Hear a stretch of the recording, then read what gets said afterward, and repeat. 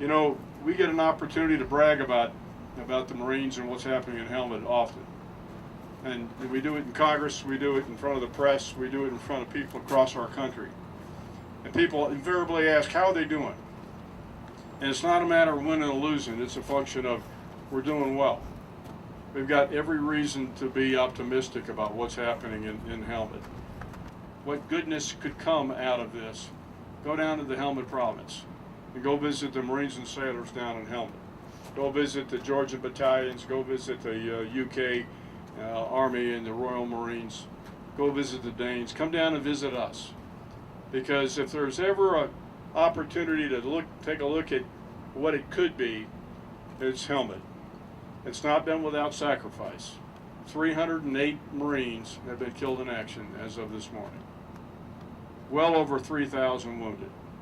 And they thought we would cower and they thought we would run. And you remember what happened. Within 30 days, Task Force 58, 5,000 Marines from 2 Marine Expeditionary Units flew 450 miles into Afghanistan and landed out here at Kandahar. They landed at Rhino, halfway between Kandahar and Lashkar-Gah, out in the middle of a desert. And they established the first foothold in this country and started the initial attacks, counterattacks. And that began 10 years ago. 11 days ago, I was at the Pentagon and we did the memorial. It was a Sunday. It was at 9:27, and there were thousands of us out there sitting outside. I've been dressed up in my blue whites, and I'm there along with a whole slug of other people who well remember what it was like that Tuesday morning when the airplane hit the building. My office was destroyed. I never got back into it again. I remember it to this day. And I remember looking at the TV and looking at the Twin Towers and seeing what was going on up there when you finally figured out what really happened. Then all of a sudden you hear about the struggle over Pennsylvania and the airplane that goes down because the great Americans on that airplane fought. You basically severed all those rat lines, all those lines of communication, folks coming north and south from Pakistan and into Helmand. You've done that. I want to thank you for it. I'm proud of you. You know, last Thursday, today, a week ago today, Sergeant Major Barrett and I stood in the White House with the President when he pinned the Medal of Honor around the neck of Sergeant Dakota Meyer. And I'll tell you what, it was. I knew it was going to be a great event, but I wasn't prepared for just the sheer emotion that I think that all of us felt when the President talked about what Dakota Meyer did and how he described the actions of that day on that autumn morning and that fight that lasted 6 hours. And I got to tell you what, there wasn't a dry eye in the entire place. I've been a Marine for 4 decades, 40 years, and I've never been to a living Medal of Honor induction ceremony for a United States Marine, never. And it's probably the only chance I'll ever get. And when Jim Miklaszewski from NBC News interviewed him, went out to his home in Kentucky and interviewed Dakota.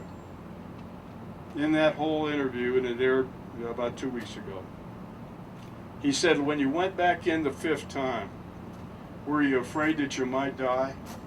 You might get killed? And this is going to go down as one of those great comments, like those ones that come out of World War II and World War I, retreat hell, we just got here.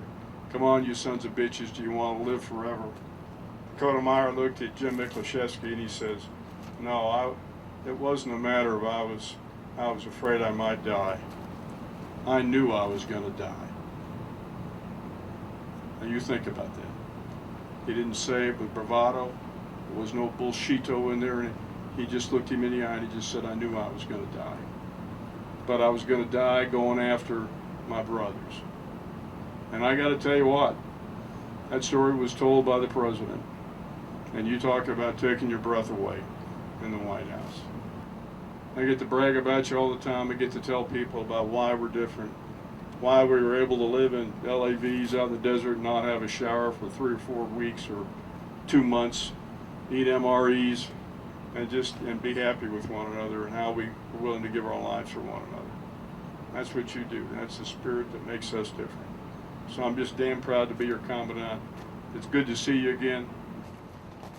Hey, it's been 102 days since the Commandant gave me the sword to the office, and I said farewell to my lifelong friend of 30 years, Carlton W. Kent, who, by the way, he and I talk pretty much every other day. He just won't let it go, and I don't blame him. And but I was right where you were, and I was on the outside and I was looking in.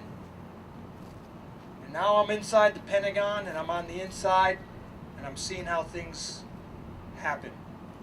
What I'm basically telling you is the Corps is in great hands. What I'm telling you is he takes care of Marines. Mrs. Amos takes care of Marines. If there's a Marine in distress, if there's a wounded Marine laying on their back, the Commandant's there for him. Mrs. Amos is there for the family. The Commandant has got your back. He's got your six. You don't have to worry about anything except the mission at hand and fighting this fight. We are wowed every single day.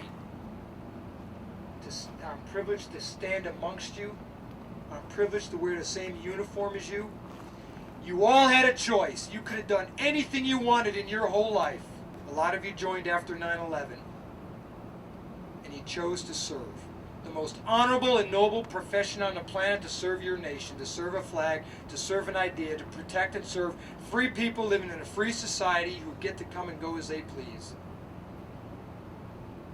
I'm absolutely blown away and wowed.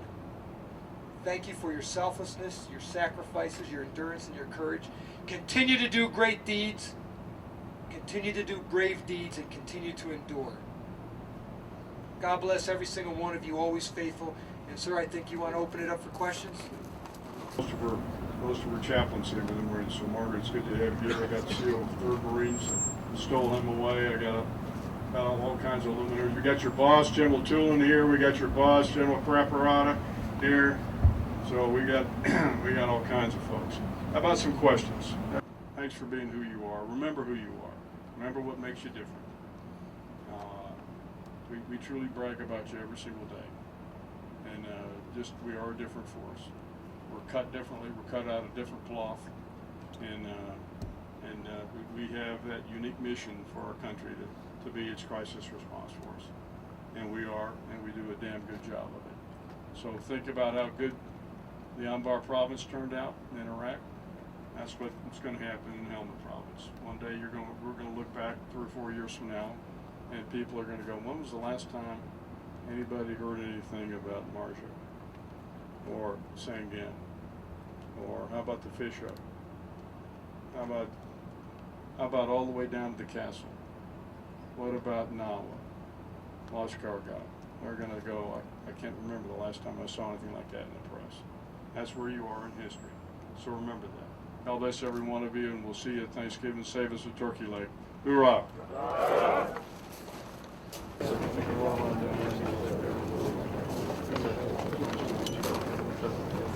Sergeant Mamarelli. I knew a Mamarelli. Marine? Lieutenant Colonel?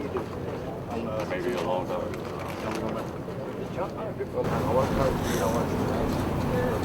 Good.